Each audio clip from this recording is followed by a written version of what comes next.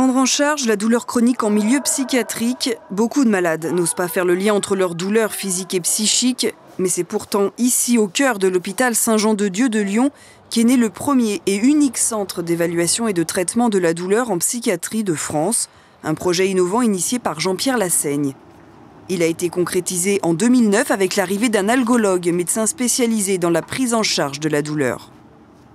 Les ressources algologues, on a écrit un projet qu'on a soumis à la Fondation de France et à la Fondation Apicil, et on a pu démarrer donc, avec les moyens propres et cette participation des fondations à l'embauche de notre premier spécialiste en douleur.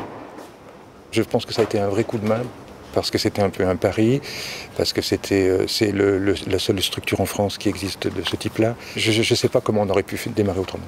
Alors moi je dirais ici c'est un peu le centre des échecs. C'est-à-dire ce sont les gens qui ont fait un énorme parcours, une sorte de traversée dans le désert pour arriver ici.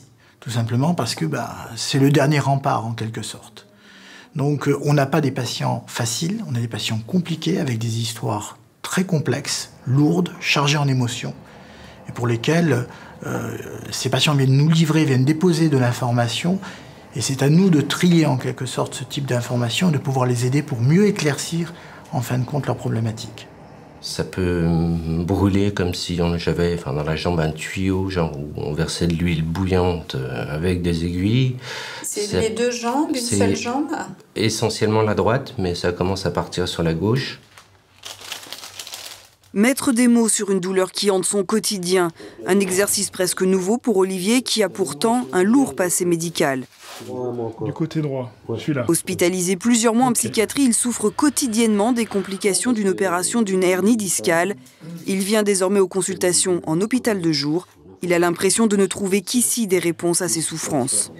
Ça m'a redonné énormément d'espoir parce que justement, il y a une équipe pluridisciplinaire justement qui permet de prendre la douleur en charge complètement. Que ce soit là le médecin qui fait de l'hypnose, l'ostéopathe, des séances de soins qu'on peut avoir avec les infirmiers, des ateliers qui se font des fois, toutes ces choses-là. L'écoute, une priorité pour l'équipe soignante du centre. Ici, les consultations sont menées conjointement par un médecin et une psychologue. C'est quoi votre quotidien aujourd'hui? En n'étant pas poli, c'est une vie de merde. C'est-à-dire que je peux plus rien faire. Et puis, je peux de moins en moins faire, quoi. Je me rends bien compte que mon état, au fur et à mesure des années, des mois, se dégrade petit à petit. Comment vous pouvez envisager chez vous une vie normale? J'arrive pas à avoir une vie normale. J'arrive pas parce que je me retiens au maximum des fois de pleurer de douleur devant mes petites. J'envisage plus de vie normale. J'ai même failli faire une grosse connerie cette semaine, quoi. Ces idées, on peut dire suicidaires. Mais c'est pas suicidaire, c'est pour en finir avec la douleur. Oui, la douleur a différents impacts au niveau professionnel et social.